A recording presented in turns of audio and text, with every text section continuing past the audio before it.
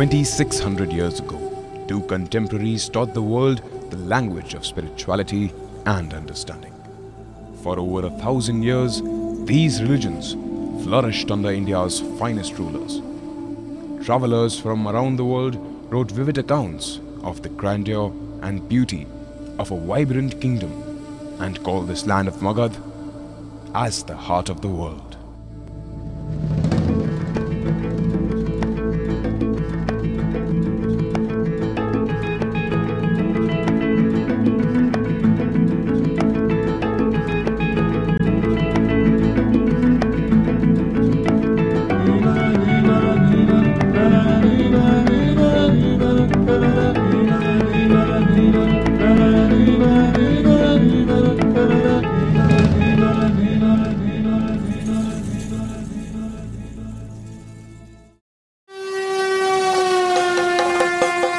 This is Patna, the capital of modern-day Bihar.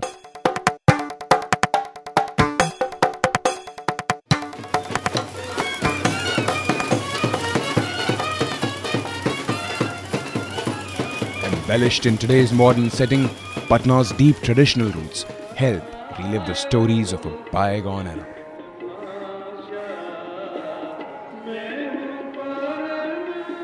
This is the Patna Sahib Darbar, the birthplace of Guru Gobind Singh Ji Maharaj, born in the year 1666. ये जगह भारत के 5 तख्तों में से एक है. Due to the religious persecution of Hindus by the Mughal ruler Aurangzeb, Guru Gobind Singh called upon his people to lay down their lives and to uphold the religion, and thus Sikhism was born. The Khalsa Panth was set off with emphasis on unity and integration, but primarily for the protection of the deprived section of society. Here, no distinction is made between the rich and poor. At the Guru's langar, everyone sits and eats together on the ground to wash away the differences of caste, creed and religion. And that is the essence of Sikhism.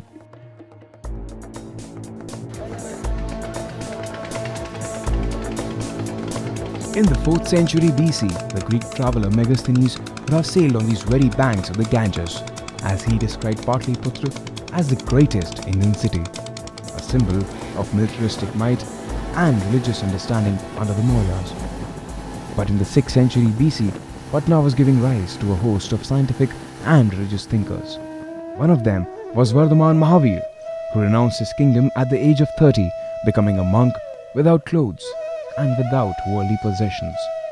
It was at this temple in Pawapuri where he was cremated.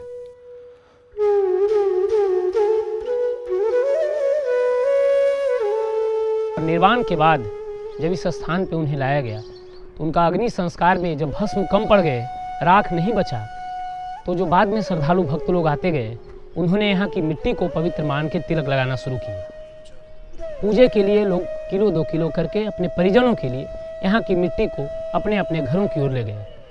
यह प्रक्रिया बहुत दिनों तक चलते गया, आज भी जारी है। उसी प्रक्रिया के तहत यह गड्ढा बढ़ते बढ़ते कालांतर में यह सरोवर के रूप में परिवर्तित हुआ, तब से जल मंदिर के नाम से विख्यात हुआ। इसमें कमल भी खिलते हैं, इसलिए इस मंदिर का पूरा नाम है पावापुरी जल मंदिर, पद्म सरोवर, कमल सरोवर कहते हैं। मैं कई जैनों को देखा हूँ अपने सफ़र के दौरान, लेकिन मैं एक बात नहीं जान पाया, क्या ऐसा ये अस्थायी रूप से मान्यता है कि सिर्फ महावीर जी ही जैन धारणा के सबसे मुख्य प्रवक्ता हैं? महावीर स्वामी जी आधुनिक काल के हुए, जो जैन धर्म में बहुत सारे कठिन नियम थे उसको इन्होंने कुछ हद तक सरल बनाया और जन जन तक जो पहुंचाया, इसलिए भगवान महावीर को लोग ज़्यादा जानते हैं।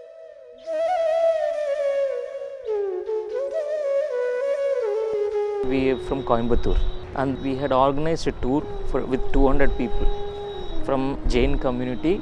We have come to Samet Sikharji, that is near Madhuban. This is the 5th visit for us on a religious tour. I was always intrigued about what are the principles of Jainism, as in what is the essence of Jainism. See, it is like ahimsa. We are not supposed to kill even the smallest insect. That is the main principle. And then there are a lot of principles laid down by Lord Mahavira that we have to follow very strictly. That is what we are following.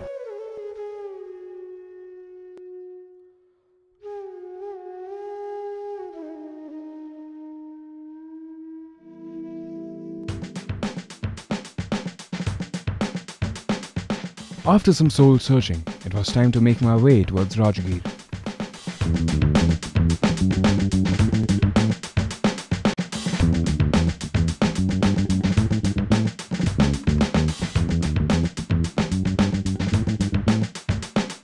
The roads here are filled with eccentricities, and the rugged landscape only adds an ancient charm to the region, making me wonder about the lives of people here. For it's on these paved roads of development that we find embedded the stories of a different India.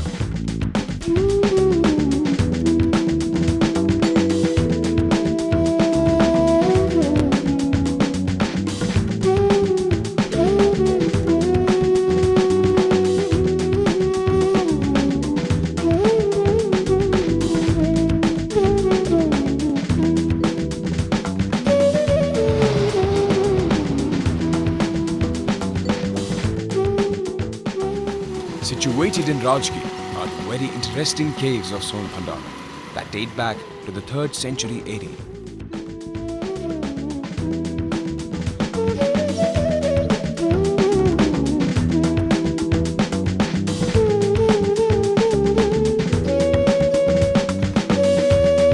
The western part of the cave structure has a doorway which leads inside.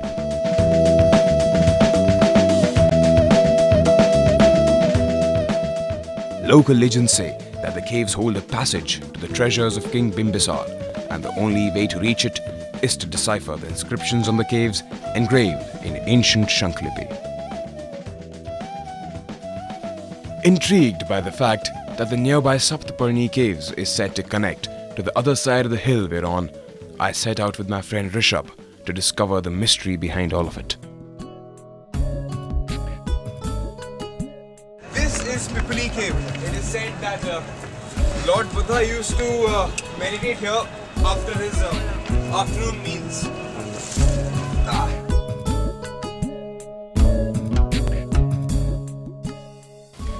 We climbed 500 odd steps to reach this place. Haven't deep.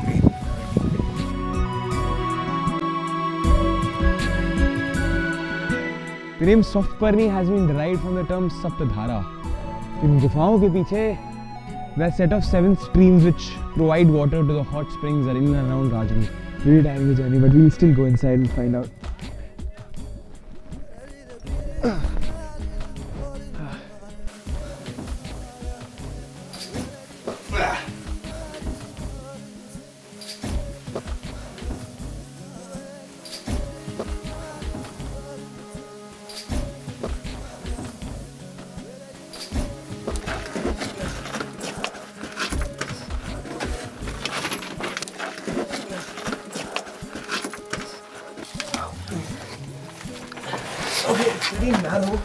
इसके पीछे सप्त सिंधु बहती है. The cave actually stretches beyond this point, but उसके आगे वो बहुत ज़्यादा narrow है. How could a man who had everything you could dream of renounce his palatial life for one of suffering, trying to understand the meaning of life? My questions bring me to the Patna Museum to learn more about Gautam Buddha. For 6 years, he went through pain and suffering, almost starving himself to death before realizing its pointlessness.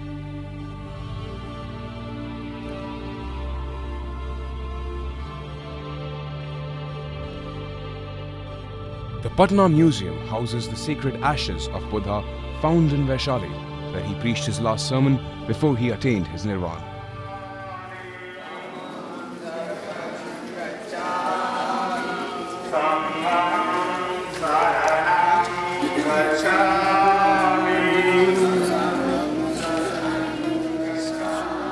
Today, Vaishali is a site of reverence for both Jains and Buddhists.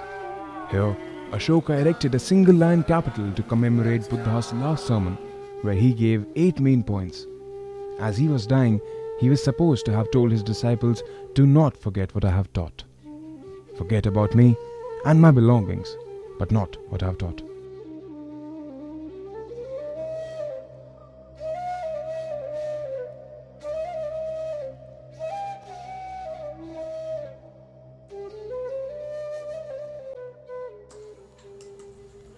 When reading accounts of great travelers in ancient India, one can't help but wonder about its glorious past and how a single person or an event can rewrite the pages of hundreds of years of history. During its heyday in the first millennium AD, Nalanda University was one of the world's first and finest residential universities and accommodated over 10,000 students and 2,000 teachers. This is Nalanda University, the meeting place of the two great contemporaries of the times, Gautam Buddha and Vardhaman Mahavir. In the 13th century, Bhaktiar Khilji sacked the university and massacred its monks. The torch library was said to have burned for more than 6 continuous months. Whatever we know about Nalanda, basically it comes from the travelogues of the 4 important monk scholars who stayed here. Actually, this was after the demise of Buddha, Mahaparinirvana Buddha, the Magadha became, like hub of Buddhist activities. There were many monasteries. When Xuanzang came here in 7th century, he says about more than 50 prominent monasteries within this area. Today, Nalanda, mostly in ruins, can only hint of its glorious past. Isaac, the 7th century traveler, in his book gives a description of a day in the life of a monk. In the evenings, it is said that butter lamps would light up Nalanda and provide a mystic appearance to this temple of Buddhist learning. Here, just to get an entrance into this university, there were 4 gateways, each under the supervision of Adwar Pandit. Basically, everything inside this university was free. All you had to do was to crack the entrance test, held by these Dwar Pandits, who used to ask you one simple question. If you answer that, you are a student of the great Nalanda University.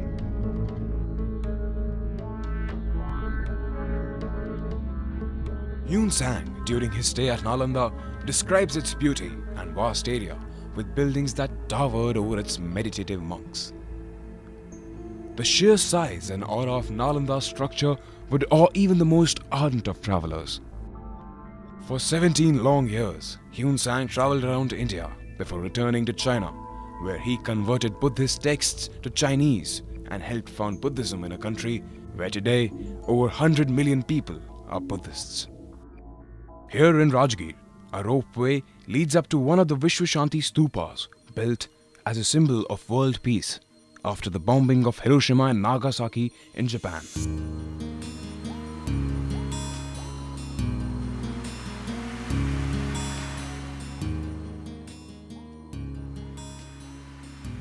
Life is suffering, said the Buddha. But the root of this belief isn't a pessimistic approach to life, but a positive one. Suffering, he said, is caused by human desires, and only a person free from these desires can attain inner happiness and peace.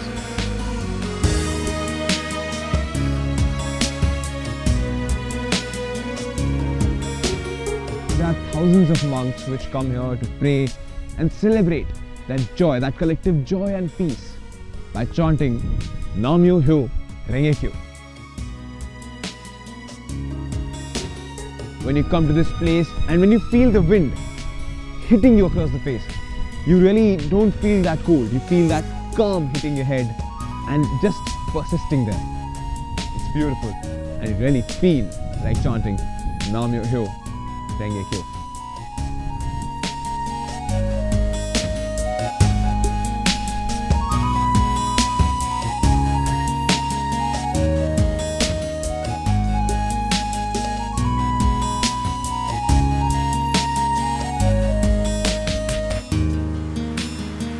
Gridhakut Parvat, better known in English as Vulture's Peak. इस जगह पे 12 साल महात्मा बुद्ध ने तपस्या की थी। इसके अलावा भी इस जगह की एक खासियत है। कहते हैं कि सद्धर्म पुंडरीक सूत्र में ये मेंशन्ड है कि how after 2000 years of his teachings, when someone will remember them, the doors of heaven will automatically be opened for that person.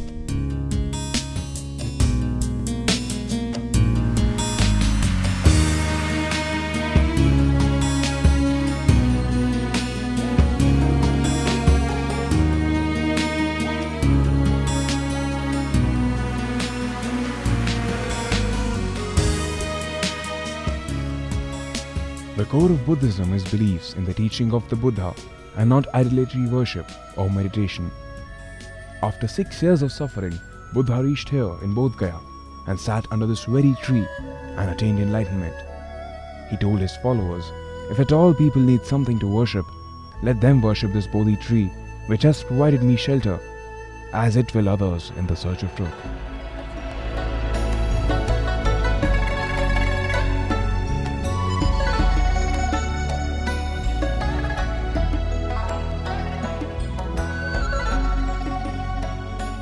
Kala Chakra literally means the wheel of time and is one of the most esoteric concepts of Buddhism.